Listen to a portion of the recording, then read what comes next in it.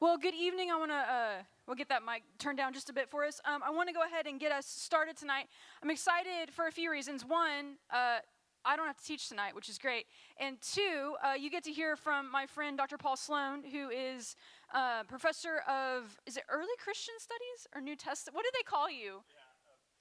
Early Christianity over at Houston Christian University. He has been, oddly, several things to me. He's been a classmate, which was strange. Many years ago, we were in Hebrew together. You were a master's student. I was an undergrad. He has been a friend, and now he's a kind of coworker / my boss in some ways when I work at HCU. So anyways, but Paul is a great guy and just published a book just recently on the law and Jesus and how those two things work together, especially in the Gospels. And so he is going to talk to us tonight about Leviticus and all of the things that are going on there that we often miss just because we miss them and we don't know better. So anyways, I'm excited to introduce you to Paul. I'm going to turn it over to you. Our other mic was working so. That's okay.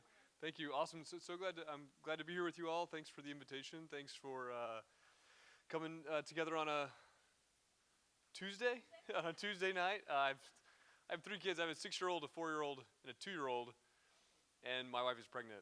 And so every night, I'm a teaching pastor at a church and I do some admin at HC. So every now and then, not knowing what day it is pretty standard.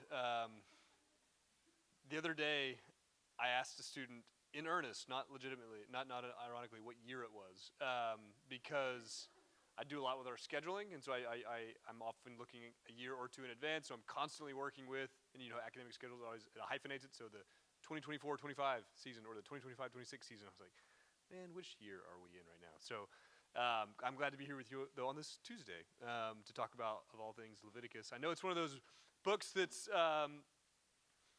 it's the bane of many goals of reading the Bible in a year. Oftentimes people will get there and then not know what to do with it. For understandable reasons, it's got a lot of ritual law and a lot of sacrificial law that's foreign to us, both in time and space, and just sort of the generic purpose of it. So I'm grateful to talk with you about it. So the subtitle here is Holy God, Impure People, and Glorious Tabernacle. Each of those are important, and we have to talk about each of those terms.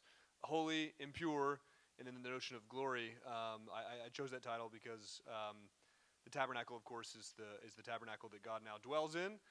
You've already been through Exodus, I take it, and so you know in Exodus that Moses received the instructions for the tabernacle atop Mount Sinai, and then constructed it. At the end of Exodus 40, the final paragraph there, God's glory fills this tabernacle. And now the next verse is, or the next scene is Leviticus 1:1. Says, and God called to Moses from the tent. And so now what you read in Leviticus reads as, first person divine speech to Moses, instructing them in the maintenance of the tabernacle and, of course, other aspects of their social life together. How many of you, what kind of reading on Leviticus have you done prior to being here tonight, besides just the text itself? Have you read anything from a textbook or anything like that? Theoretically, right? I don't know whether you've completed it or not, but assignment-wise, you've got. Are you reading through the last time I was here? It was the Walton. Okay, yeah, good, yep. So I think I actually have a quotation in here from Walton on this particular text because it's about lots of different things. But the way I often teach it to my students to kind of help them understand the big difference among these laws over against laws in, say, Deuteronomy or Numbers, are the notion that in Deuteronomy, they're on the cusp of the land. They're about to enter into the land that God promised them. And they need a new set of laws because they're about to live in a permanent, settled territory, which is different than their situation prior to that, in which they'd been wandering through the wilderness. So, for example, you'll notice in Numbers, they'll get laws that are specific to their wilderness setting. So in Numbers 5, for example, it says that any persons with lepra, which is often translated leprosy, any persons with lepra or various conditions, menstruating or anything else, that person is excluded from the camp. They say set that person outside the camp. That's a good example of a law that's given while they're in this wilderness setting, while they're still in a camp setting. But of course, in Deuteronomy, they're about to enter into the land, and they're no longer going to be wandering in the wilderness in a camp setting, and they're going to instead be living in a permanently settled land with walled cities and houses, and they're going to require different laws to regulate their life in the land. And so Deuteronomy I often describe as land laws for their life in the land, over against Leviticus, which is predominantly, not exclusively, it just is a very generalism to kind of help you distinguish them, tabernacle law. So that in Leviticus they're getting tabernacle law, and in Deuteronomy they're getting land law. That's such a generalization that it's going to break down in lots of areas. But I find it helpful because in so much of Leviticus you're going to see stuff that pertains particularly to the maintenance of the tabernacle and their ability to approach it and to make sacrifices in it, and laws about what I'll call ritual impurity in this particular text. So what I typically do is I'll kind of talk for 5 to 10 minutes straight, kind of pause for questions, and then keep going. Sound good? Let's just dive in since we have about 90 minutes or so. So it's the book of laws that prescribe rules for sacrifices, and just the general ways of life among this people that have now been rescued. Right? They've been rescued from Egypt. They've now been given these laws. And these laws include rituals that will ensure both the purity of the people, sometimes in a moral sense, sometimes in a amoral, neutral sense, and also the purity of God's earthly residence. I say earthly residence because when you're taking the Bible as a whole, and reading it canonically, you'll eventually get to the text called Hebrews, which distinguishes the earthly tabernacle from the heavenly one. So in Hebrews, Christ is a priest in the heavenly tabernacle. And so it distinguishes the earthly tabernacle from the heavenly one. So that's why I call the tabernacle that Moses received and that we're talking about here God's earthly residence. But these rituals are prescriptions that they follow in order both to make sacrifices properly so that they can approach God, and also ways for maintaining both their ritual purity, because you have to be in a state of ritual purity to approach God, and because God will not dwell in an impure space, and so He requires that His space be pure. So I've thrown out a lot of terms here: ritual purity, sacrifice, the requirement to approach. We're going to unpack all those. So if you're like, please slow down. What are you talking about? We will. We'll pause on all those things. In fact, I've got a few slides on just definitions and terms here. So we'll jump there. It falls within sort of the story that you've been reading so far. It comes after Moses has led the people out of Egypt. They stay at Mount Sinai for about a year. And during that year, Moses hears personally from God. Those are the 4 constants of his name. And he gets prescriptions about the construction of the tent, and of course gets laws, famously called the 10 Commandments, and lots of other things.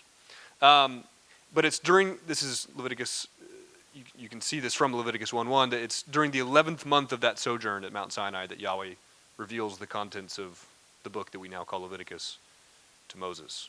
And He reveals them from that newly constructed tent. So you'll notice the first words of Leviticus 1:1 are, "And He called to Moses from the tent." That phrase in Hebrew is just one word, vayakra, and He called, which is the Hebrew name for this book. The Hebrew titles of these books are often different than our English titles, because our English titles are based on the Greek translations of the Hebrew titles. And so our English title is Leviticus, because the Greek title of this book was Leviticon, and the Greeks chose that name for this book because it had to do with the priestly class that were dealing with the tabernacle, and they're of course Levites. So right, the Greek title for this book was Leviticon. That's where we get our English word Leviticus. But in Hebrew, they just call this book Vayakra, which is just the first words of the book, and God called. Same deal with the book of Numbers. Our book of Numbers is an English translation of the Greek title. The Greek title is arithmoi. You can hear that word arithmetic in there. The Greek translators of that particular book called it arithmoi because there was a lot of counting and genealogies in this book. And so they said, well, this has got a lot of numbers in it, so they just called it Numbers. And the English translation is just translation of that. The Hebrew title, does anyone happen to know the Hebrew title? Yeah, just Budmidbar, in the wilderness, because that's the setting of the book, right? But I mentioned that because in that first verse you see that the contents of this book are given to Moses from the tent into which God called Moses to reveal them all to him. And then this is a book, I think it's a quote actually from y'all's text, which is coincidental. I've used this quote for a while. But this is from Hill and Walton. They say that Leviticus is basically a manual or a handbook on holiness, designed to instruct the Hebrew community in holy worship and holy living, so they might enjoy the presence and the blessing of God. Because now they have the very divine presence in their very midst, which is great. That's awesome. Who wouldn't want God among them? But it's also slightly unnerving. C.S. Lewis has this quote about the notion of like the numinous awe of something. The notion that if I were to tell you that there's a tiger in the other room, you might feel a bit of low-level awe about that, maybe a little bit of apprehension, like, oh, what if this tiger gets out, right? But if I told you that there were a ghost in the next room, sort of your apprehension would raise to the next level, a bit of awe about the fact that there's something unearthly present in the next room. This is what he's trying to essentially capture, this basic notion of what the Israelites are experiencing. They don't just have a live tiger in the next room, they have the very unearthly presence of God in their very midst. And it's awesome, it's great, but it's a bit unnerving as well. And they now need to know how to approach him safely. So that's that'll be a subtext of a lot of our time together today. Because the very fact that this divine presence in their midst is good, but it's terrifying. And you see that's just basic to the text itself. We saw in Exodus, when you read in Exodus 19, and you see that Yahweh descended to Moses on the top of Mount Sinai. And the description of the mountain in Exodus 19 is surreal. I mean, it is just frankly terrifying. The mountain quaked, became a furnace, and smoke, and lightning, and they approached, and all they heard was a trumpet. And the trumpet grew louder and louder, and then Moses spoke, and the voice responded in thunder. I mean, it's just, and then you shouldn't be surprised when the narrator says, and the Israelites did not want to go forward. You're like, yeah, no kidding. I would not want to approach a mountain that was on fire, that sounded like it was playing a trumpet. And when I spoke to it, it responded in thunder. And so now that very presence, though, is the point of Leviticus, is that very presence has now housed itself in this tent that they've constructed. So what Moses experienced at the top of Mount Sinai is now housed by his own will in this tent. And so they have to approach that presence cautiously. Not because God doesn't want to be in their midst, it's God's own goal to be in their midst, but because they can't handle it. And that's, again, another basic subtext of what it means to approach God. In the same way that the sun is 93 million miles away. It's another created thing. Where the sun is 93 million miles away, and it's another created thing. And speaking for myself personally, I can't be in its presence for very long without feeling its effects. And they're usually unpleasant. And that's not because the sun is malicious toward me. It's just because I cannot handle being that near to the sun. It's 93 million miles away, and it's another created thing. You think about trying to approach a matter of 500 feet, the non-created God, the uncreated God. And this is the numinous sort of awe or fear that actually sometimes the Israelites experience. And so the rituals are prescribed in order to enable them to safely approach the presence of God. In other words, in the same way, if I were to go to the beach, take my children to the beach, what sort of things do you think you would bring with you to the beach if you knew it would be a hot, sunny day? Sunscreen, umbrella, sunglasses, etc. Right? That's how those are the ritual purity requirements. These are not requirements. Well, I'll just say what they are. They are requirements to enable you to safely approach God. They are like if you are wood approaching a fire, well, it's going to be dangerous for you. So what you need to do is become the kind of object that can endure the presence of fire. You don't want to be dry wood and approach fire. If you could be, something a bit more fire resistant, and then approach that fire, that would be good. And that's what the rituals in the book of Leviticus enable you to do. They effectively level up your dry wood so that when you approach, you can approach safely without being destroyed. I'll pause in just a minute. I'll get a few outlines and a few definitions, and then I'll pause. So in Leviticus 1 through 7, you get the sacrificial system. There's a lot to the sacrificial system, and often Leviticus is assumed to just be about sacrifice. It's obviously largely true. It's largely about the sacrificial system and about the rituals in order to perform it rightly. But at the same time, Leviticus is 27 chapters, and nearly the entire sacrificial system is described in the first 7. So there's a lot more to Leviticus than just the sacrificial system. There's also a lot more to the sacrificial system than just forgiveness. Oftentimes we think, understandably, that sacrifice and that the goal of sacrifice is about procuring atonement or forgiveness. Right? That's a pretty fundamental understanding, and that is there. So one of the goals of one of the sacrifices is the procurement of atonement or forgiveness. But that's only one of the sacrifices. There are lots of other sacrifices that are described and prescribed, and they don't have as their goal forgiveness and or atonement. Rather, they have as their goal whatever that particular sacrifice is labeled as having as its goal. So, for example, the peace offering is just because you're wanting to fellowship with the deity. In this case, of course, the God of Israel.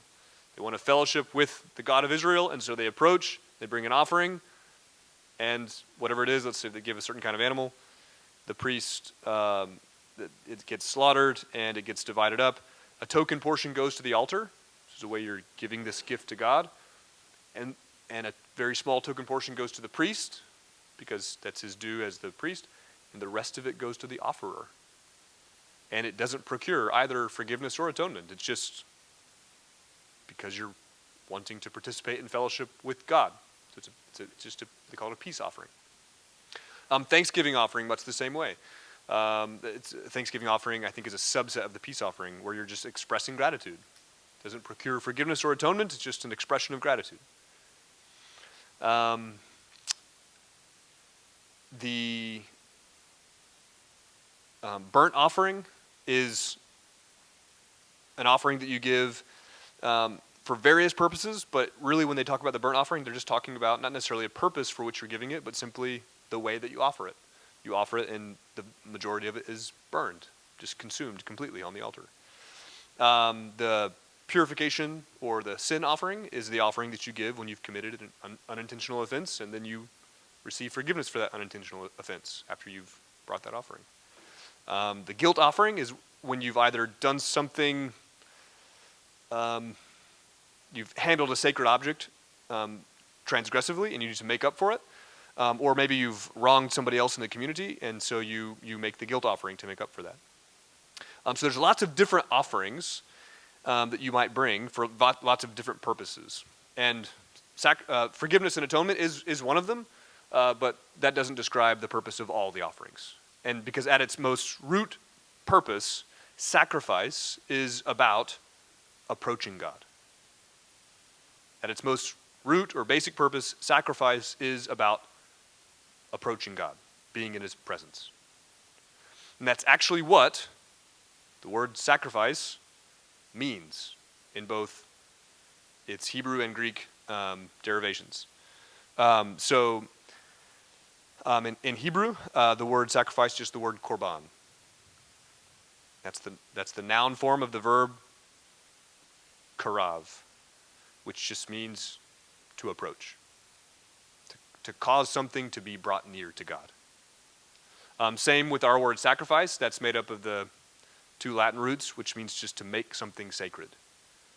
You make something sacred by transferring it from the common realm into the sacred realm of God. So to sacrifice something at its most root, basic level just means to bring something into God's presence. Sacrifice does not mean to kill something at its most basic cause. You will often kill sacrifices, but that's not sort of its purpose or its root. The root idea of sacrifice is bringing something near to God. Because that's what you're doing when you're bringing a sacrifice. You're bringing something from the common realm into the realm that's been made sacred by the divine presence. In a few chapters 8 through 10, you get the inauguration service. In chapters 11 through 16, you get what's kind of generally called the impurity system. It governs ritual impurity, concerning diet, and lots of different sources of ritual impurity that we'll talk about in just a little bit. Childbirth, some sort of superficial condition that can affect your skin or the walls of your house or your bags or your garments. Certain kinds of genital discharges, and this annual ceremony called the Day of Atonement. And then in 17 through 27 is what's often named as the Holiness Code, which is got lots of different laws and requirements and prescriptions and rituals governing lots of different activities. How to properly slaughter an animal, sexual practices that are permitted or prohibited, the Jewish calendrical observances, and lots of other things. And so that's kind of just a very brief outline of this fun text. Before I get into the next, there's Leviticus 26 is an important text. It's the parallel of this text is in Deuteronomy 28, and Leviticus 26 is the promised blessings that will inhere the maintained covenant, and it also mentions the promised punitive discipline that Israel will experience if they violate the covenant. That's an important text both for Leviticus and for the rest of the Bible. I probably won't trace all that one all the way through. If you want more on that one, that would be a good chance to read the book that Lorraine mentioned a minute ago, Jesus and the Law of Moses. I talk a lot about Leviticus 26 and how it affects sort of the rest of the Bible and the New Testament. Let me pause there. The next slide will go into some definitions. So let me just kind of pause there. That's been a large info dump. So let me pause there for just any questions or catching up.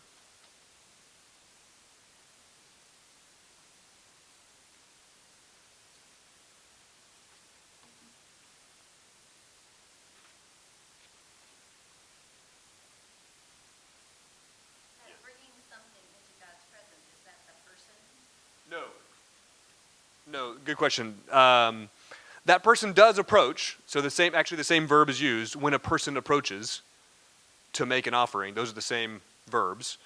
But the thing that they offer is, the sacrifice is the thing that they offer. Yeah, they're transferring that from common space to sacred space. The Levites are actually a good example of the exception there. The Levites themselves are people whom God says, I'm choosing the Levites to come near to me. In other words, they are a people who are set apart to approach God. And so that's why they have been described as a people who've been sanctified, a people who's been made sacred, so that they can officiate in the sacred space. Yeah.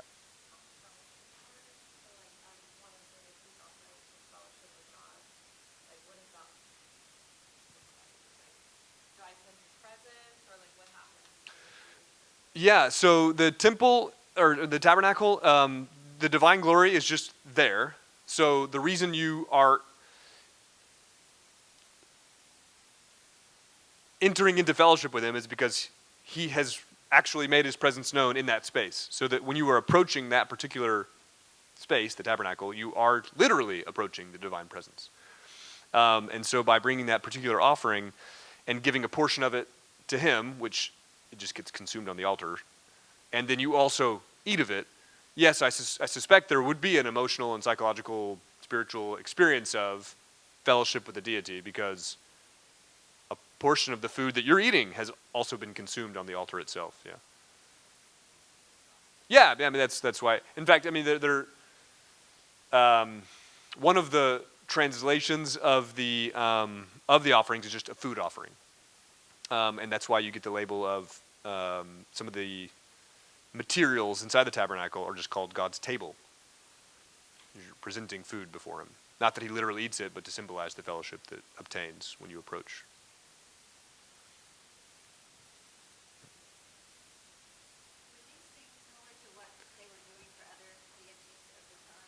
Yes, all cultures of this time, more or less, had this a analogous system. The prescriptions and details would be different, but yes, the notion that a deity dwells in this one spot that we've singled out for him, or the many spots that we've singled out for them, and that this deity requires that you approach him or her in a particular way with particular offerings, and that you bring them in order to be in the presence of this deity was a widespread feature of lots of ancient Near Eastern cultures. Yeah. Good question.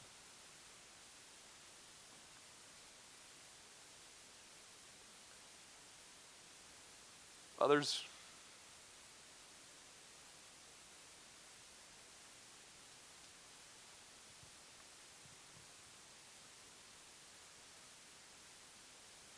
Okay. So some of the sort of logic that governs the purpose of Leviticus is that Yahweh, Israel's God, is going to dwell among his people. And Yahweh is holy. He's intrinsically holy, inherently holy. And his dwelling becomes holy by his presence. So the tabernacle is just a tent. But then when Yahweh dwells there, it becomes sacred. Because Yahweh is inherently holy, he can make things holy either by his presence there or just by his declaration that that thing is now holy. And so because this sacred space, the tabernacle, is now holy, it must be kept in a state of purity. We'll talk about that in a little bit. And so because God is holy and he's going to dwell with his people pursue holiness as an ideal to be in fellowship with him. But importantly, his tabernacle has to remain in a state of purity. And so they need rituals and sacrifices by which to cleanse the tabernacle whenever it becomes impure, because that will happen in lots of different ways, for lots of different reasons. So the sacrifices enable that. They enable the maintenance of the purity of this space so that God will continue to remain in that space. And so to maintain Yahweh's presence among the people requires both a holy or a separate space for Yahweh to dwell in, and the purity of that space is maintained by both the holiness and the purity of the people, and of course by the sacrifices that purify that space. Because what's going to happen is whenever people commit sins or come into contact with ritual impurity, that has the capacity to defile the sacred space. And so if God, who is holy, is going to stay in this space, which must remain pure, the space itself must be constantly maintained and purified. And the sacrifices are the means through which the tabernacle is purified. And the people, of course, get purified and forgiven. And so Leviticus just are the rules for how to maintain all that, both the purity of the space and the holiness of the people. So here's just a couple pictures of the tabernacle to kind of help situate I'm sure you've seen lots of different pictures in the textbook you've seen, but here's just a helpful overview. This kind of shoebox looking thing on the right is the tabernacle itself. Oh gosh, I can't stand directly next to the speaker and also talk. The red shoebox with the green lid is the tabernacle proper. That's the tent where God's presence has been made known. He's where he dwells. That red tabernacle, I'll just keep calling it the shoebox, I suppose, is divided into two, and it's separated in half by a veil.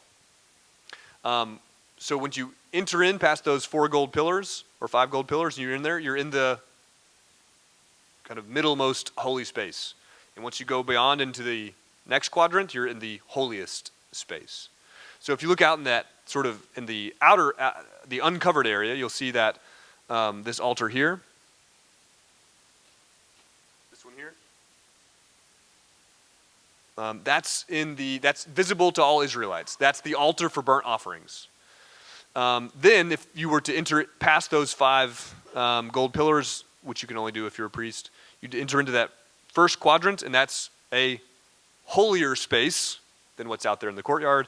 And if you were to enter into that final quadrant beyond the veil, you'd be entering into the holiest space. So it increases in holiness as you progress deeper into it. Reason being because the deeper you progress into this area, the closer you are to God himself, who's holy. So that holiest space, you probably heard it called the Holy of Holies, which is the Hebrew way of saying the holiest space. What do you notice about that altar for burnt offering? If you can imagine it to scale. I know, sorry, it's quite far away.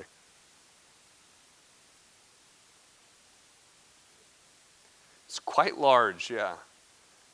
It's quite large. I can't tell exactly what animal that is depicted next to it. I've always taken it to be kind of a bull or a calf of some sort.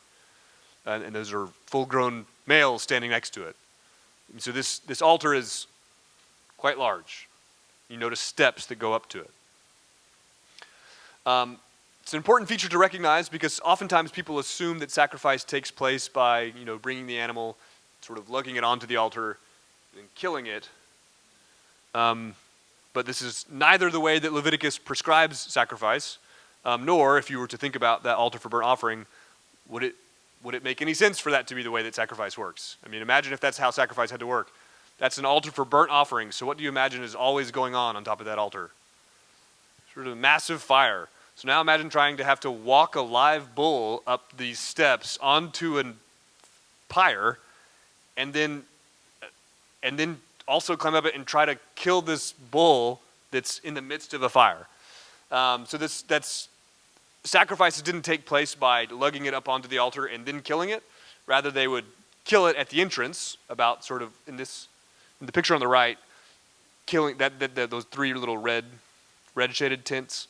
Red shaded tent flaps are sort of the entrance. And if you're a lay Israelite, a non-priest, you can enter into about there or a little bit farther into the courtyard. And there the animal is killed. And then the priest takes over after that.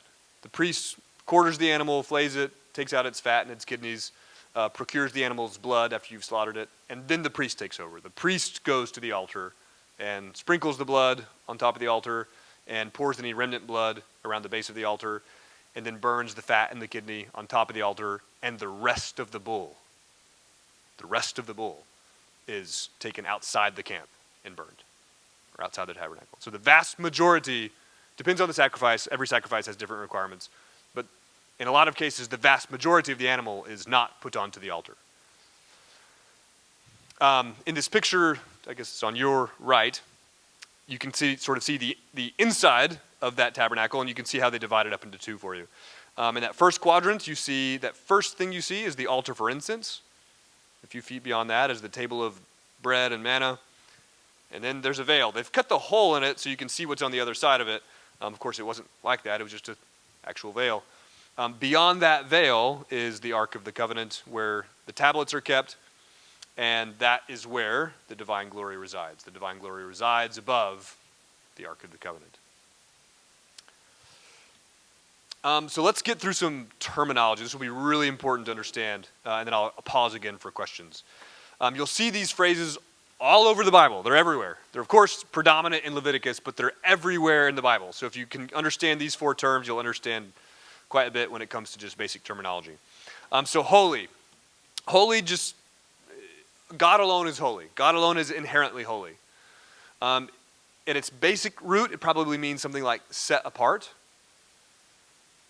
And so because God alone is inherently holy, everything else only becomes holy if he has contacted it or declared it to be holy. And the word sanctify or sanctified or holy, those are all just the same word in Greek and Hebrew. They're just different English translations. So God alone is inherently holy, and what he sanctifies becomes holy. If he hasn't sanctified it, and this is the part where people have to really kind of get their heads around this terminology, if he hasn't sanctified it, it's profane. The reason that's difficult sometimes in our English ears is because when we hear profane, what do we often think? When you hear profane? Yeah, you hear bad language, right? We equate it with something negative or immoral, right? Profane just means common in this context. It just means it's not been set apart. It's not been made sacred. So the tabernacle itself is all holy space because it's space that God has made holy by his presence. If you're outside the tabernacle, but you're still inside Israel, you're in profane space, common space. Similarly, with certain days, he can sanctify space by just attaching himself to it. So now that space becomes sacred. But he can also just declare particular times to be sacred. So it's a good example of a time that he's made sacred. Yeah, the Sabbath. It's just one of the first, I think it might be the first thing that he sanctifies. He sanctifies a certain day. He's made that day holy. All other days are common. Doesn't mean they're bad or immoral. It just means they're not days that have been set apart, right? And so to profane something means to treat it as if it weren't holy. This is why working on the Sabbath is called profaning the Sabbath in biblical texts. Because to profane the Sabbath means to treat that day as if God hadn't sanctified it. Right? So on profane days, right, they're just common days, the regular, what we call ordinary time, and if you follow like church calendars, ordinary days, right?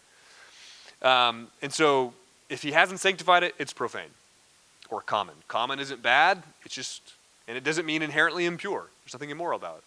It just isn't set apart. And only set apart servants, those are the priests in the Bible, can serve in set apart places. So if you're a non-priest, you can approach the temple to give your offering, but you can't be the person who officiates at the altar. Right? Only priests can do that as people who've been sanctified or set apart. Common or profane is just, we kind of already talked about that one. If God hasn't set it apart, it's profane or it's common. This means, basically what this means is that everyone can use it. So if it's common or profane object or space or time, it means it's usable by everybody within of course, the jurisdiction that the law requires or permits. So the common example I often give, I teach freshmen a lot, so I often reach for this one, is, well, I suppose it works for people who live in houses too. I often use like sort of the dorm space if you've got a lot of roommates. If you've got a lot of roommates and you're a college freshman and you live in like a suite, well, your own bedroom is sacred space. It's sacred space. It's space devoted to you alone, right? Other people ought not use your bedroom as if it were their own, right? But when it's all these roommates together, what would be the profane space? Yeah, the kitchen, the living room. In fact, we even call that. It's the common room, right? In other words, it's the space that's usable by everybody, right? And so that's how the temple or the tabernacle works. It's sacred space. Everything else is profane space. Now, the reason that's important is because common or profane items, they may become impure. That's okay. It's okay for common or profane things to contract impurity. There's nothing wrong with that. If God has said you need to purify something, then you got to do it. But otherwise, if it's common space or time, it can become impure and there's no problem there. Right? But you can't become impure. You may not become impure in sacred space. In other words, you ought not transmit impurity to sacred space. That will make a bit more sense in just a minute if you're not following. But like if you're in profane or common space, it's okay if you contract impurity or spread impurity. It's fine. Contracting or spreading impurity is only a problem if you're approaching sacred space. Okay, pure. Basically, you have to define this one negatively. It just means free from impurity. If you're a lay person, so if you're not a priest, lay people need to be in a state of purity to approach sacred space. And priests have to be pure while they're on duty and eating dedicated food. So if someone brings an offering and they dedicate it to the temple, well, that food is now sacred because it's become sacred by virtue of being dedicated to the sacred space. So if I bring an animal from home and I'm bringing it to, that table is going to be the sacred space. As soon as I give it over to the priest and the priest puts it on the altar, it's now sacred. Now that it's sacred, even if I'm the person who brought it, if I'm going to eat of that offering, I have to be in a state of purity because that food I just offered has become sacred now. And so if I'm going to participate in sacred stuff, you have to be in a state of purity to do it. So if a priest is going to eat of that or officiate at the sacred space, that priest has to be in a state of purity. If I'm a lay Israelite and if I want to eat of a portion of the offering that I brought, I have to eat it in a state of purity. So things become sacred by being transferred to that sacred domain. So that means that if you're in a state of purity, it gives you sort of limited access to divine space. Why do I say that it gives you limited access to divine space? That being pure gives you limited access to divine space.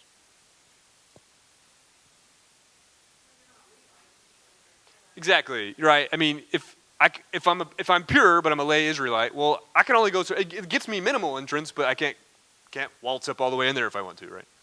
Even a priest, only the high priest can enter into the holiest space, right? So being in a state of purity gives you limited access to sacred space, but basically unlimited access in common space. So if I'm outside of sacred space, it doesn't matter if you're impure. You can just be impure. Impurity, and this is where we'll spend a bit of time, is a state. Impurity is a state that results from contact or shared airspace with a defiling substance. So ritual impurity is contracted when you touch or share airspace with certain sources of ritual impurity. And the sources of ritual impurity, according to Leviticus and Numbers, are human corpses, certain animal carcasses, certain genital discharges, not all of them, basically seminal flux, menstrual flux, postpartum flux, and a few prolonged discharges outside the time of regular menstruation or seminal flux. But not all, but importantly, as I say, certain genital discharges, because not all genital discharges are impure. And this condition called lepra. It's often translated leprosy. It probably doesn't refer to what we now call as leprosy. It wasn't a disease. It was it wasn't the disease we now call leprosy. It was a superficial condition that could affect your skin, or your bags, or your garments, or like the walls of your house. We don't know exactly what it referred to, but it was a superficial irritation of something. And the threat of it was that it could spread impurity, but it wasn't a disease in the sense that it was contagious. So if I had lepra and then I hugged you, the fear wasn't that I would spread lepra to you. The idea was that if I had lepra, well, I'm in a state of impurity, and I could transmit that impurity to you. But the fear wasn't that you would spread the disease, right? So there's a lot of misunderstanding about lepra in some biblical texts and translations. So those are the sources of ritual impurity, those in the parentheses. And if you touch them, you become in a state of impurity. So you become impure by contact with those things. Corpses are so strong that all you have to do is be in the same airspace with a corpse. If you're in the same airspace of a corpse with a ceilinged room, then you become impure. So if there were a corpse in this room, and this room had a ceiling, then a person would become impure. You don't even have to touch the corpse. You just become impure. And you can imagine the knockoff effects from that. If you're a priest who's in a state of impurity, well, you can't do your temple duty. If you're a non-priest and you're in a state of ritual impurity, well, then you can't approach the temple. You need to purify before you do that. Importantly, it's not sinful. It's not sinful to contract ritual impurity. If you contract ritual impurity, it's fine. You can contract it. You can spread it. The only thing you cannot do is spread it to sacred space. That is the prohibition. Do not spread ritual impurity to the sacred space. But if you're in a state of ritual impurity, that's fine. You don't need to do anything except purify, which for most cases just requires washing and waiting till sundown of the same day.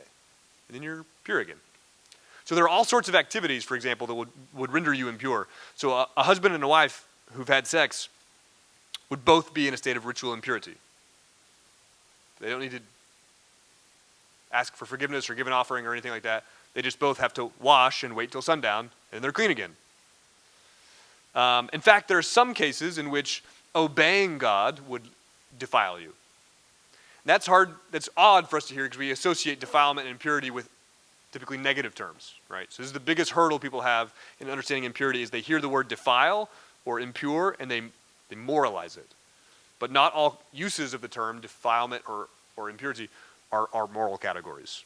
Sometimes they are, and just context makes that clear when they are, right? So it's very clear that in the Bible there's times in which it uses the word defile or impurity, and it's clearly a moral term. But there are cases in which it's not. So, for example, there's a law that says you have to bury corpses. But what's going to happen to the person who's buried a corpse? They'll become defiled. Yeah. So in that case, the person who's obeyed a requirement has become impure. Ancient Jewish readers took Genesis 1 and the commandment to be fruitful and multiply. They took that as a commandment. So they took that as a commandment in the law. Because Genesis is part of the Torah, it says be fruitful and multiply. So lots of ancient Jewish readers took that as a mitzvah, as a commandment. Well, to be fruitful and multiply requires sex, which resulted in defilement. So again, they took this to mean that there will be times in which obedience to a requirement will lead to impurity. And that's just how life is. There's nothing intrinsically sinful about it, right? Giving birth. The woman is impure after she's given birth. There's no sin involved. It's just that a lot of the discharge has defiled the woman. And so she's in a state of impurity. And so she has to purify. In fact, her impurity is so strong that she even brings an offering. Leviticus 12 says that she brings an offering. But importantly, it says that she receives atonement and becomes cleansed. She does not receive forgiveness because she doesn't need it. Right? So it's important that not all impurity is functioning at the moral level. There's a lot of impurity, and particularly the impurity of Leviticus 11 through 15 that is not functioning at the moral register. It's just exclusively a ritual or what I call mortal impurity. Okay, that was a ton of information. Let me pause there.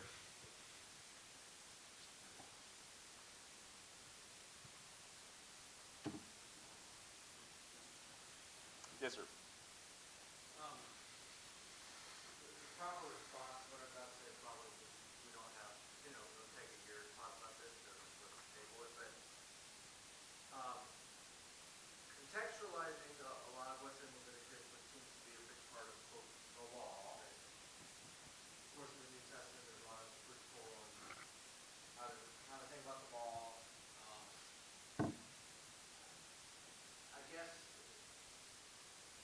my question is maybe help refresh us a little bit or a little preview on how the Christian church has over the centuries come to interpret a lot of this. I think that might help me Okay. through Leviticus kind of have some perspective. Thanks. That's a really good question. That is a big one, and I promise this is not just a promotion for my book. That is what my book is about. So Jesus and the Law of Moses is about that topic exclusively, particularly in the Synoptic Gospels, but I have a chapter on the rest of the New Testament as well. So my take, I don't mean it to be controversial, so I don't mean this, but in the earliest generation, in the text of the New Testament, they're not. So let's take Jesus. Jesus is interpreting Torah. And is expositing it, but is not nullifying it or abrogating it, and he's working with it, working with the system, as it were.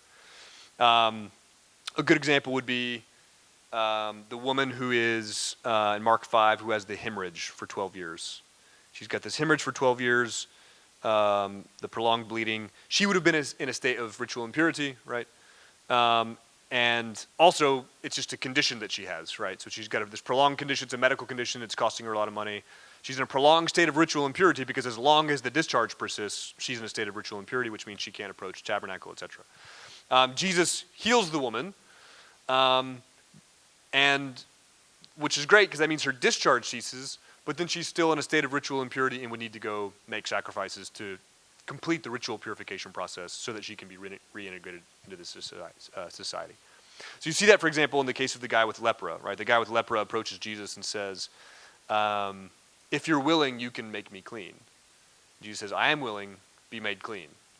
And then it says that the leprosy left him. And then the next line is, now go make the offering that Moses has required of you for your cleansing. So Jesus, it seems, in most cases, or I would say in all cases, is working with the system and not nullifying it, and it's just, he's doing what he can do, and then sends the people off to do what the priests can do, right? So priests aren't healers. Priests can't heal people, right? They're just diagnosticians. They can just do the ritual thing to purify you. Jesus isn't a Levitical priest, so he doesn't do those things. But he is a person endowed by the Spirit of God who can heal. So he heals the guy and then sends him off to be purified. Same with, say, the dietary laws that'll come up in Leviticus 11, which we'll get to here in just a little bit if we have time. This might take us far afield, so I won't. But I don't think the dietary laws get nullified or abrogated. I think they become, though, to answer your question, I think this might be a good example of the kind of thing you're asking about.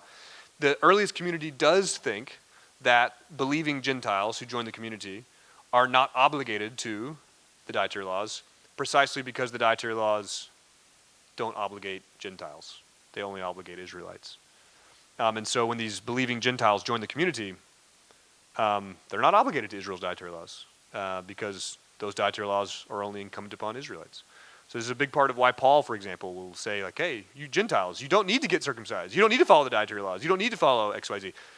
Not because he thinks the law is dumb, but because he's like, you're included as Gentiles. God made a promise to Abraham that he'd bless all the nations, and you are the nations who are being blessed as Abraham's family. And so you guys stay Gentiles, and as such, there's a lot that's just not necessary for you to do, including, like you see in Galatians, circumcision. I think you see that in Colossians 2. He says, don't worry about the dietary laws, stuff like that. So that's how I take that. Other people might take it slightly differently. Did I answer your question?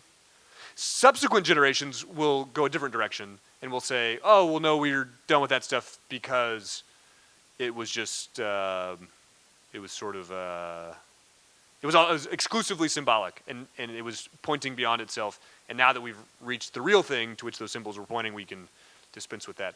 That's not the direction I personally go, and I don't think the New Testament does that. But anyway, have I answered your... Okay.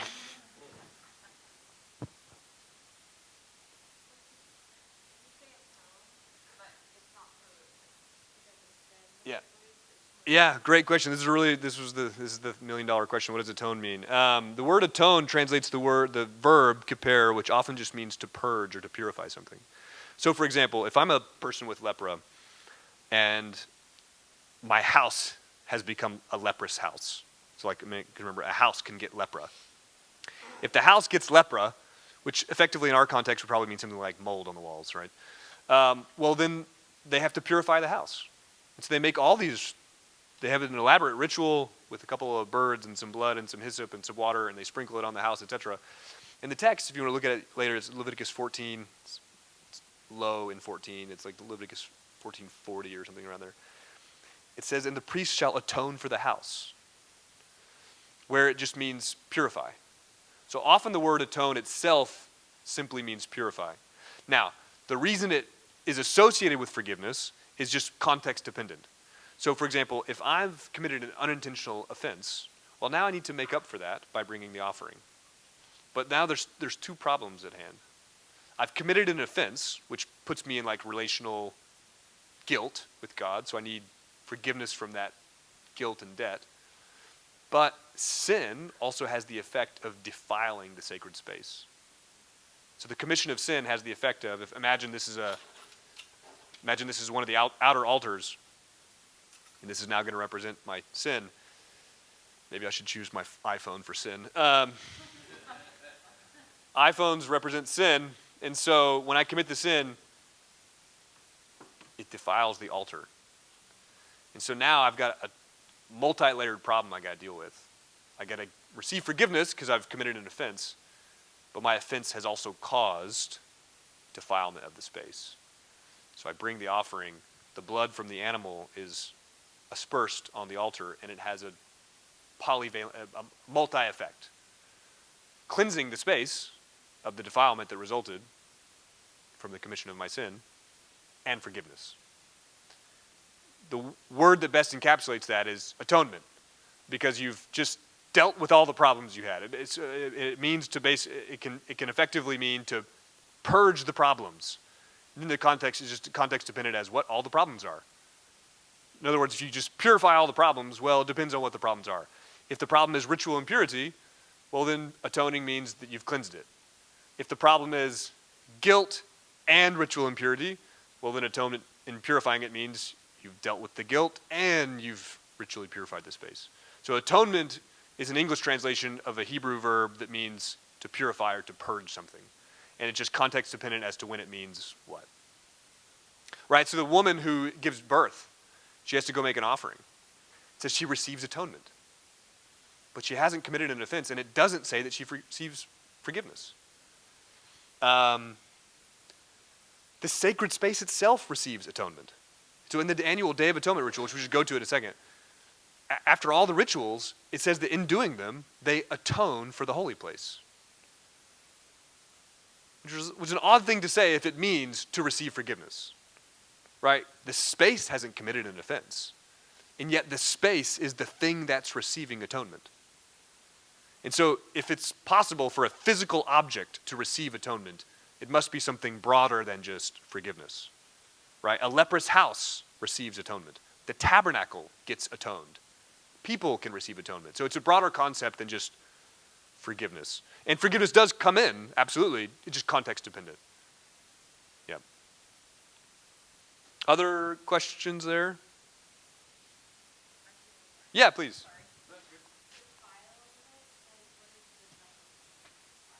To cause something to be impure. Yeah, which is not a sin when you're in profane space and is problematic when you're in sacred space because it's a prohibition to defile sacred objects. So rendering something impure, to defile something, is only a problem depending on where you are. No, absolutely not. Yeah. Correct. Precisely. To cause something to be impure. Now, purity is an ideal state. It's an ideal state, but being impure is not transgressive. Yeah, it can be, yeah. To cause, yeah, for sure. To defile something is to cause it to be impure, and atonement can oftentimes be to cause it to be pure, to purify it. Yeah.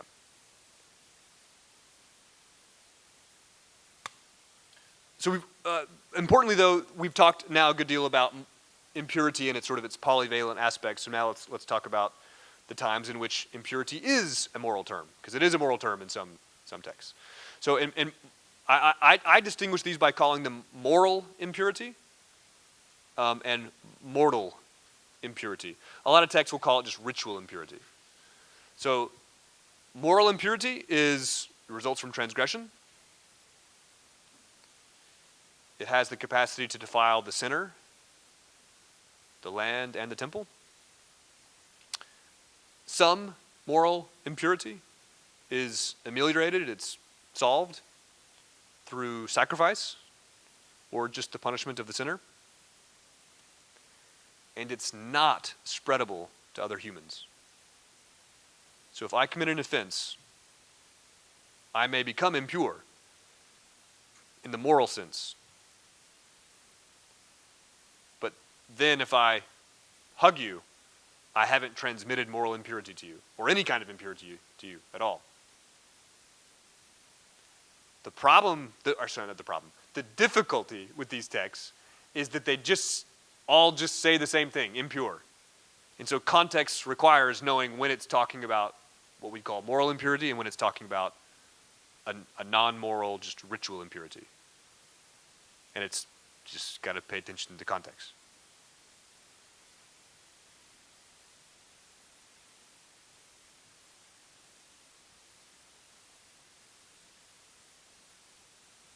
Mortal or ritual impurity does not result from transgression. So you can become ritually impure without having committed a transgression. And again, beyond that, you can become ritually impure by obeying God. Right? Maybe God says to bury corpses. If you obey that commandment, you become impure. Actually, even a better example is in Numbers 19. So if you become impure because you've contacted a corpse, you now have to go through sort of an elaborate purification ritual.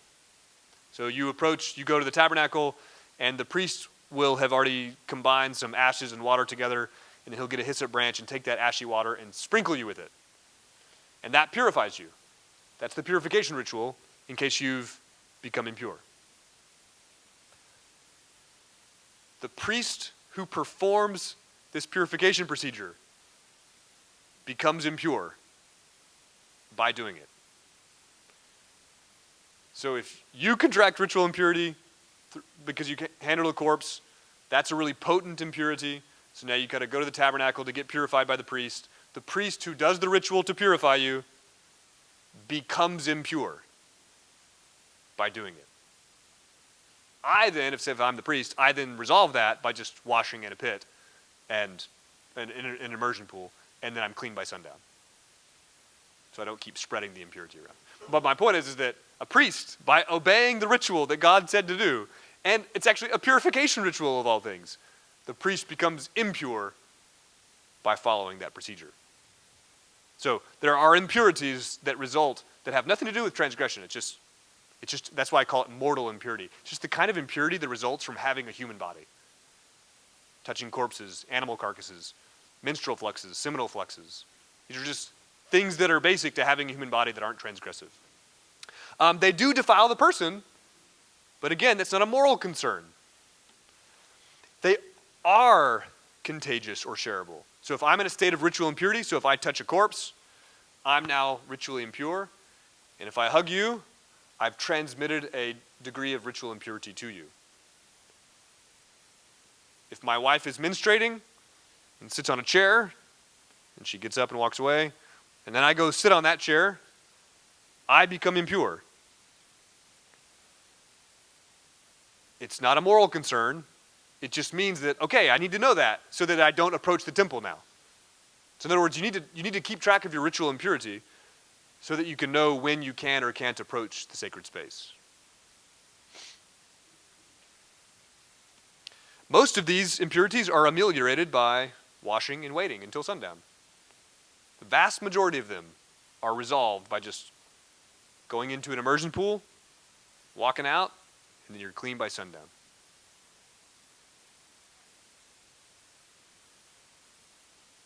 There are a few that require sacrifice. Recovery from lepra, childbirth, and prolonged discharges. But again, those are just for cleansing, not for forgiveness. And if you're in a state of ritual impurity, it regulates your capacity to approach sacred space. Notice the care you have to take in interpreting, because again, the Bible will just use the word impure to refer to all of these things. But notice that they behave and are legislated oppositely. This is why it's important to pay attention to it. The same word describes them. You're impure if you've done one or two of those things. But they behave and they are legislated oppositely. If I commit a moral offense, I'm now morally impure, but I cannot spread that to you by contact. I can't just hug you and then make you impure. And importantly, where must I go if I've committed one of these moral offenses? To the temple to make a sacrifice. And of course it's resulted from sin. Everything about it is the opposite if it's the other kind of impurity. The other kind of impurity does not result from transgression. Occasionally will result from obedience. In the cases of like burying a corpse or the priest purification ritual. It is transmissible by contact. So if I'm in a state of ritual impurity and I hug you, I've transmitted it to you. And where must I not go? The temple. They behave oppositely and yet are labeled the same way. That's why it's just important to kind of be on your toes when you're reading it. And context, now that you kind of have the framework, context will just kind of make clear. There's really only one case in which it's not that, well, it is clear enough, I think, to me, but I mean to scholars of Leviticus, but you just is the issue of dietary laws. But we'll get to them if we have time. Let me pause there for questions. I'll just ask this because I think it's important. When you say on the left here, some are ameliorated through sacrificial atonement. Yep. Why not all? Can we not sacrifice for all of our sins and receive atonement for everything we do wrong? That's a really good question. So I say some are ameliorated through sacrificial atonement. And Lorian's question is correct in its implication that no, not all offenses have a sacrifice for them. So if you commit murder, you cannot bring a sacrifice to make up for that. So you commit bloodshed, that defiles the land, and you cannot make an offering for that. The only way that the land gets atoned for the bloodshed on it is by the execution of the murderer, according to Numbers. So there's no sacrifice you can make for bloodshed. Idolatry, worshiping other gods. If you worship other gods, there's no sacrifice you can make to make up for that. A lot of the things in Leviticus 18 and 20, which are often just translated as sexual immorality, there's no sacrifice to make up for them. This helps make sense of a few things in later texts. So, for example, in prophetic texts, you'll often see the prophets criticizing sacrifice. Right? What are your multiplied sacrifices to me? Who required you this trampling of my courts, etc.? That's in Isaiah 1 or Jeremiah 11, lots of other texts. But importantly, those contexts are not because the prophets are criticizing sacrifice in general or in principle, as if God doesn't actually care about sacrifice. It's because those criticisms of sacrifice occur within a prophetic context in which they've just accused the people of all these grave sins. Like even that text I just quoted from Isaiah 1, he says, when you cry out to me, I won't listen. When you pray, I'll cover my ears, for your hands are covered in blood. In other words, bloodshed. They've been accused of bloodshed. And so there's no sacrifice they can bring for that. And yet they're still bringing sacrifices. And that's what Isaiah is criticizing. He's criticizing the bringing of offerings when they've committed the kinds of offense that are not ameliorated by sacrifice. So if I cheat on my wife, and she finds out and she calls me and says, hey, you cheated on me. I'm like, oh, sorry, I'll be right there. And I bring her her favorite flowers. What is she going to do to those flowers? She's going to throw them in the garbage disposal. Is it because my wife hates flowers? No. She doesn't hate flowers. In fact, I brought her her favorite ones. I brought her hydrangeas. And she still threw them in the garbage disposal. This is, this did not happen, but, Well, why? Why did she do this? She's mad at me. And in fact, the flowers made it worse. Because I thought I could make up for this by bringing flowers? Is that what I am to you? That's the logic of the prophets on sacrifice. They're criticizing it. They're not criticizing sacrifice in general or in principle. They're criticizing the bringing of offerings when they've committed the kinds of offenses they committed. And it adds insult to injury. I'm this holy God. You think you can make up for worshiping other gods and bloodshed and all this other injustice by just giving me a goat? That's not how this works. Right. Good. Other questions? It's also, eventually, you think about the fact that Israel eventually goes into exile. You have to think about, why? Why would that ever happen? Like, if they have a sacrificial system, they can always make up for every kind of offense. Why would they ever experience the covenant curses or the or exile or anything like that, or foreign captivity? Well, it's because there are certain offenses that are not atonable through sacrifice. And once they become guilty of those things, God says, all right, well, if you guys are going to do that, I'm just going to kick you out of the land. And that's what eventually happens, right? That's the stuff of the prophets. They're criticizing Israel for bloodshed, worship of other gods, etc. and say, stop bringing the sacrifices. That's not working. Just stop murdering people, right? And then I'll let you dwell in this place. But if you don't amend your ways and your deeds, then I'm going to destroy the temple and send you guys into exile. And that's the story of much of the Hebrew Bible, is the people don't repent, so they go into exile.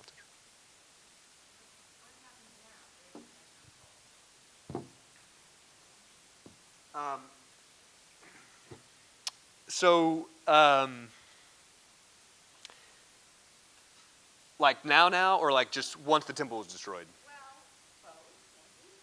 Yeah, I mean, I'll speak maybe more to some of the biblical time. They just said, all right, this is our plight now. Like, we just endure exile. This is what Jeremiah says. Just go into exile. Go live in Babylon. That's what you are supposed to do. So they go there, and they know that they don't have sacrifices, and they just endure that, right? You also then get eventually, like some Jewish texts of the period around the time of Jesus and Paul, will also reckon with the lack of sacrifice, and they'll read other texts that say, like, there's like a proverb that says, you know, the acts of charity are like a sacrifice to you, right? That sort of thing. That's just a biblical text that says that in Proverbs. And so they say, okay, well, we don't have a temple where we can make licit sacrifices, and this text here says that acts of charity are like a sacrifice, so we're going to do a lot of charity, and that will function like sacrifice. Yeah, so basically, they came to conclusions to make up for the loss, and the conclusions were often based on readings of Scripture. Yeah. Others? Yes?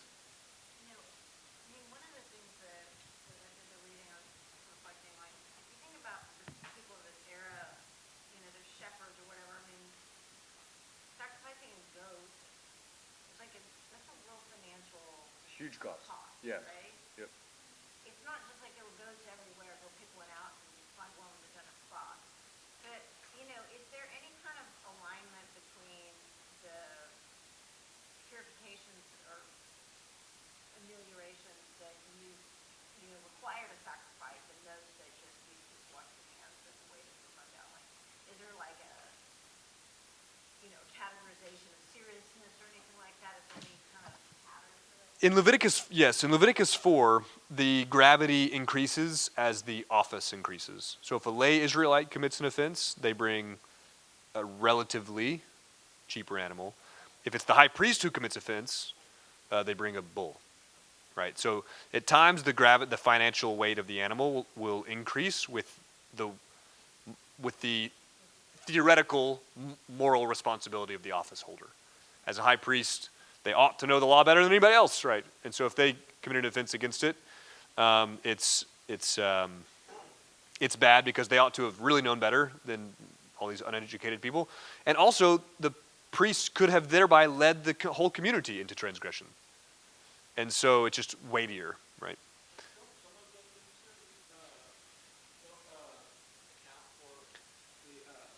Yes, and so this is the difference. So there's sometimes the office holder increases the value of the offering, and sometimes the poverty status or class status, whatever, of the offerer lowers the requirement. So they call it the graduated offering. Graduating down, as it were. So the ideal sin offering is, lamb or goat, and then, there's all different kinds of animals in Leviticus 4. But then, if you just can't afford it, then you just bring 2 pigeons or grain, and it goes down. Yeah. So it goes typically quadruped, birds, grain. It lowers based on the capacity of the offerer. So, for example, in Luke 2, when Mary and Joseph bring their offering, they bring a purification offering, and they bring birds, which was the permission in Leviticus 12 for the impoverished family.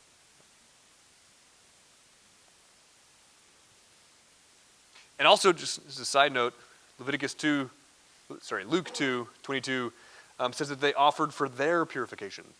So Mary offered for their purification, referring to her and Jesus. which is a great example. I should have brought this one out sooner. But right, Jesus is described as having become impure in Luke 2:22. Because he's on the right side, right? It's just an impurity that just results from having a human body, right? And this shouldn't surprise us, right? Jesus became a corpse. Like if we're committed to the notion that he really became a human and became a human corpse, it shouldn't surprise us that he participated in the kinds of impurity on the right side. The New Testament's, of course, very clear about the fact that he did not participate in the purity on the left side, right? Never committed a moral offense. But, I mean, Luke 2:22, I think it's the verse, whatever the Luke 2 passage is, says that Mary offered for their purification, and it has to be the baby's, because the baby came out in the discharge. And so they thought that because he came out in the discharge, he participated in the same degree of impurity that the woman did, which was a legal conclusion that other Jewish texts also came to.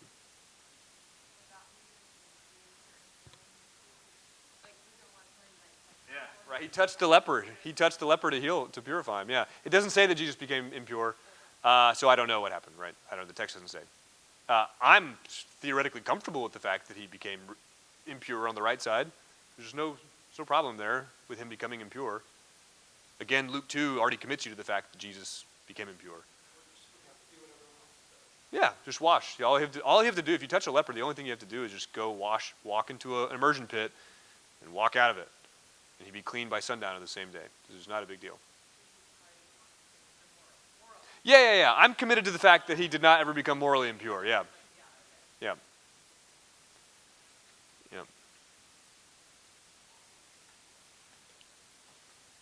Good. Others?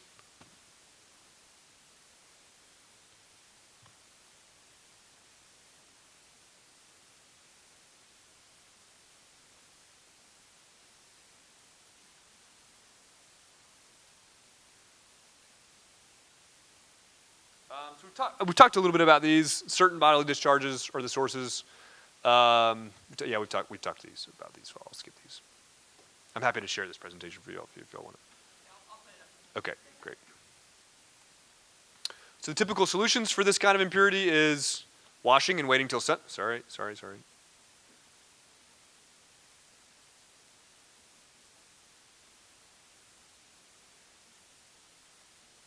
Is application of water in the arrival of sundown, or if they're the more potent discharges, sacrifices, but not for forgiveness, just cleansing. But sin is also a big aspect of Leviticus and impurity. So when a person sins, that results in a relational and a legal deficit between you and God. That's the one we're familiar with, just the basic notion of like legal guilt or debt, right? But oftentimes the category that we don't think with is the notion of the defilement of the sacred space. So that when you commit a sin, another one of the things that happens is the sacred space gets defiled. This is explicit in Leviticus 20. It says when any person offers their child to Molech, I'm going to cut him off from my sanctuary, for he has defiled my sanctuary. So there are certain kinds of sins that have defiling effects. Murder defiles the land. Child sacrifice defiles the sanctuary. And then, presumably, other sins also work this way, defiling the sacred space. I say presumably because the Day of Atonement says that the sacred space gets purified, which implies it's becoming impure. And it also says that the high priest enters into the holiest space, and he has to cleanse that space. But that space could only ever become impure by the commission of sin. That space could never become impure by simply ritual impurity. How do we know that it could never become impure by ritual impurity? Because no one ever enters it. Like ritual impurity is only transmissible by approaching in contact, right? So if the innermost holy place had become impure, which we know it had because the text says that he goes in there to cleanse it, well, that space could have only become impure through the commission of sin. Right? So we know that the commission of sin defiles sacred space. And so the offering, the purification offering, or sometimes translated as the sin offering, it both amends the wrong, repairing the relationship, and the sinner is forgiven, but it also purifies that sacred space. So the blood of the purification offering is aspersed on the altar, and the blood functions like altar detergent. cleansing the sacred space.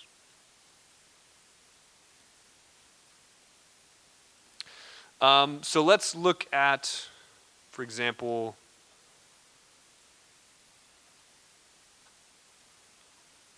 let's look at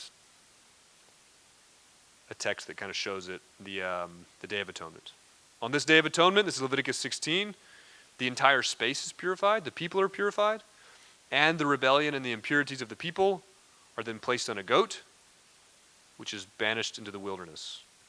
So here's the text from Leviticus 16. It says that, moreover, he shall take some of the blood of the bull and sprinkle it with his finger on the mercy seat. Remember, that's the lid on the Ark of the Covenant. He shall also do that in front of the mercy seat. He shall sprinkle some of the blood with his finger 7 times. Then he shall slaughter the goat of the sin offering, which is for the people, bring its blood inside the veil, and do with its blood as he did with the blood of the bull. Sprinkle it on the mercy seat and in front of the mercy seat, and he shall make atonement for the holy place because of the impurities of the sons of Israel and because of their transgressions in regard to all of their sins. Thus he shall do for the entire tent of meeting which abides with them in the midst of their impurities. So what he does in that innermost space, he then goes out to the next quadrant, does it for that altar of incense, and then goes out to the courtyard and does it for that altar. So he's going into the innermost portion first, purifying it, and then just pushing all the impurity out. Sort of like when you use a leaf blower in your garage. You don't open the garage door and start at the entrance. Then you just be blowing all the dirt stuff into your garage, right? You open the garage door, go to the back of the garage, that leaf blower, blow it all out. That's what you're doing. You're trying to get all this stuff away from the divine presence, right? So he takes the ritual stuff that God told him to into the innermost portion, sprinkles it for himself, then takes the blood for the animal, sprinkles it for the people, and then goes out to the next quadrant. Sprinkles it there, then goes out to the courtyard. Sprinkles it there. So he's pushing all this impurity, expunging it as he goes outward toward the entrance / exit of the spot, and then places both hands on the goat, thereby placing the iniquities of the people onto the goat. But then importantly, what do they do with that goat? They send it away, right? They're not putting all the iniquities of the animal and then killing it and giving it back to God. That's the whole point. You're trying to get it away from God, right? Or away from his presence. So they put the iniquities on the animal and they send it away. So the Day of Atonement is a decontamination day. The word literally just means day of purifications. Right? But the point to note is that the sacred space itself is the object that receives atonement. Right? You see that explicitly in verse 16. He shall make atonement for the holy place. And he goes on and it says the same thing. He shall make atonement for the altar and cleanse it. Now, let me pause there.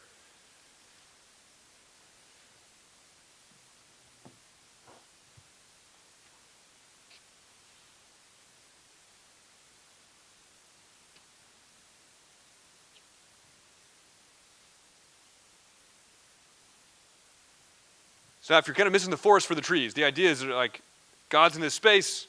People need to be able to live in the presence of God and with each other. But just their life is going to get in the way. Like their ritual impurity is going to happen because of their bodies that they have. And also they're going to commit sins. And both of those things are going to have a deleterious, negative, defiling effect on the sanctuary. And you want to protect that sanctuary from impurity because that's where God is. And so he said, all right, here, I'll give you all these different kinds of rituals and procedures by which you can purify the sacred space. And, of course, gives them laws so that they, ideally, don't commit the kind of offenses he told them not to do, right? I was reading a book that said, here's how you deal with moral impurity. First step is just don't do it. I was like, okay, thanks, very helpful. What if you do it, though? And they're like, well, then you got the procedures to deal with it, right?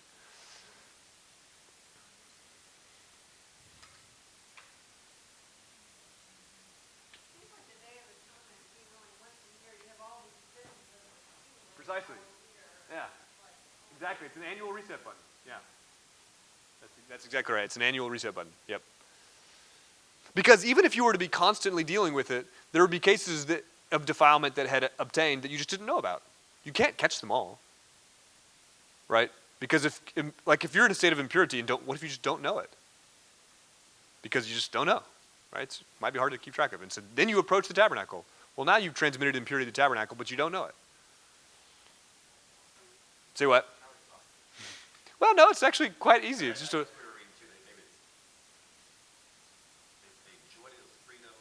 Yeah, but it's also, it's an annual ritual. It takes one day a year. Oh, yeah. Oh, yeah. I mean, to me, though, so much of that is just a byproduct of it being a different cultural context. Like, because a lot of it is just quite easy to keep track of. I mean, most men know when they've had a seminal flux. Most women know when they're menstruating. And the rest of them are exceptional cases, right? A person with lepra.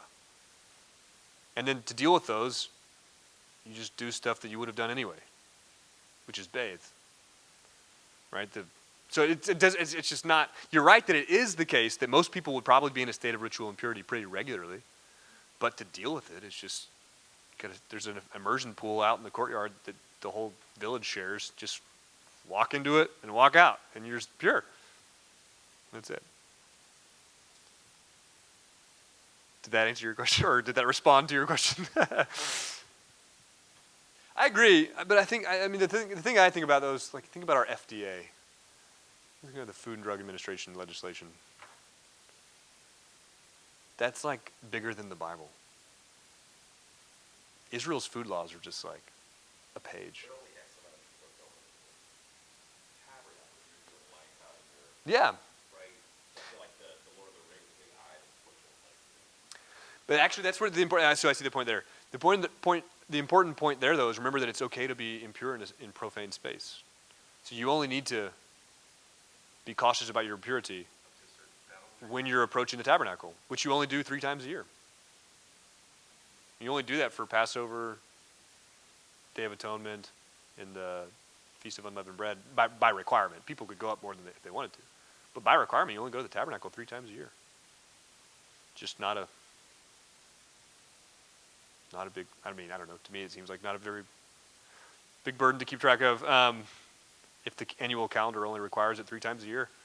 And the solution is just walk into water and walk out of it, right? Most of us shower every day. We're doing more ritual purification, we're doing more water purification than they would.